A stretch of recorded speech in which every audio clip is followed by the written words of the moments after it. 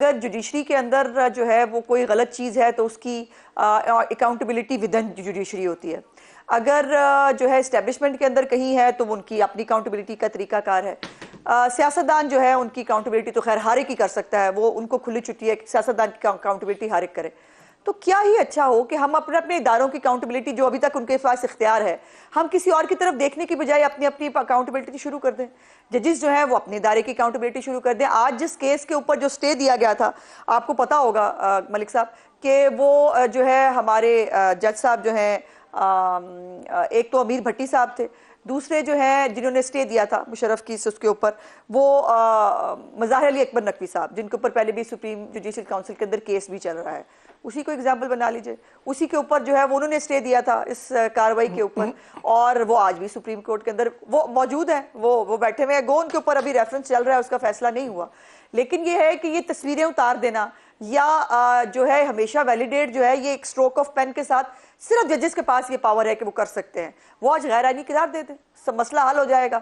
جو فوج ہے وہ اپنے اندر سے یہ فیصلہ, ابھی تک ان کا جو فیصلہ وہ کہتے ہیں ازما بی بی بہت ہی ویلکم سٹیپ ہوگا اور ایک ایسی مثال بنے گا جس کو باقیوں کے اوپر دباؤ ہوگا کہ فالو کریں. اگر یہ سپریم کورٹ فیصلہ کرے کہ جو غیر آئینی کام کا حصہ بنے تھے ہم ان کی تصویریں اتار رہے ہیں یہاں سے, تو آپ پولیٹیشنز کے اوپر بھی دباؤ ہوگا کہ کوئی بیساکھی مت بنے کسی مارشل لا ایڈمنسٹریٹر کی, اور اسٹیبلشمنٹ کے اوپر بھی دباؤ ہوگا کہ وہ آئندہ سے کسی ایسے غیر آئینی کام کا حصہ بننے والوں کو خود احتسابی سے گزاریں. ملک صاحب جو پولیٹیشنز ہیں نا, انہوں نے میثاق جمہوریت اگر آپ دیکھیں اس کے اندر یہ پلیج ہے کہ ہم کوئی کندھا اپنا نہیں دیں گے کسی کو ملک کے اندر ماشاء اللہ لگانے کے لیے. اسی وجہ سے وہ سی او ڈی کے اوپر آپ لوگوں نے عمل نہیں تھا کیا معذرت کے ساتھ؟ سی او ڈی سائن ہونے کے فوراً بعد این آر او کی ٹاکس ہو رہی تھی دبئی میں, اس کی میں بہت مثالیں نہیں دیتا, وہ اچھی مثال آپ لوگوں نے قائم نہیں کی. اس کے بعد آپ لوگ خفیہ طریقے سے معاملات کرتے رہے.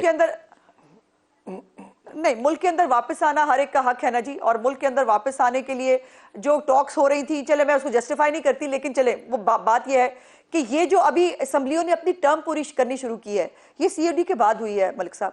یہ جو کسی بھی طرح اگر وزیر اعظم کو نکال بھی دیا جاتا ہے تو دوسرا وزیر اعظم بدلتا ہے, یوسف رضا گیلانی کے بعد پرویز اشرف, ٹرم پوری کرتی ہے. نواز شریف کے بعد شاہد خاقان اور عمران خان کے بعد شہباز شریف, غلط ہے, تینوں اسمبلیاں دو وزیر اعظم غلط ہے. میں نے یہی کہہ رہی ہوں, میں یہی تو کہہ رہی ہوں کہ ہم نے چھوٹے چھوٹے سٹیپس لینے شروع کیے ہیں.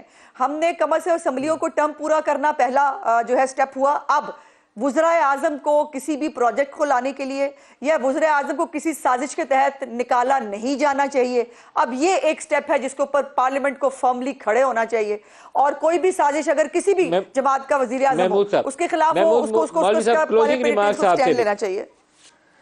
کلوزنگ ریمارکس محمود صاحب. دیکھیں میں یہ کہوں گا کلوزنگ ریمارکس میں, دیکھیں میں کیا کہہ سکتا ہوں, میں صرف یہی کہہ سکتا ہوں کہ جیسے میری بہن ابھی کہہ رہی تھی کہ ہر ادارے کو اپنا اپنا احتساب کرنا چاہیے اور شروع عدلیہ سے ہونا چاہیے. اس کی وجہ یہ ہے کہ وہ سب سے اہم ادارہ ہے, اس کے بعد یہ شروع ہوگا. جس دن عدلیہ اپنا احتساب کرنا شروع کرے گا, میں کہوں گا کہ دوسرے سارے ادارے جو ہے اپنا اپنا حساب خود ہی سے شروع کر دیں گے. پہلے عدلیہ کر کے کلوزنگ ریمارکس آپ سے بھی. دیکھیں میں یہ کہہ رہا ہوں کہ بالکل آج عدلیہ موجود ہے, وہ شروع وہاں سے کرے, لیکن پارلیمنٹرین جو سیاست کے دعوے اور جمہوریت کے دعوے کرتے ہیں وہ بھی ایک وعدہ کرے. جب نئی پارلیمنٹ آئے گی وہ قانون سازی کرے, ایوان صدر میں جتنے وردی میں مربوط صدور ہیں ان کو ہٹا دے, اور یہاں پارلیمنٹ میں یا پرائم منسٹر ہاؤس میں معین قریشی جیسے وزراء اعظم میں اٹھا دے, ایک ایسی قانون سازی کرے تاکہ اس قسم کی کٹ پتلیوں کا راستہ روک. پہلے تو یہ طے کریں کہ خود کٹ پتلی نہیں بنیں گے, خود کٹ پتلی تو یہی ہے.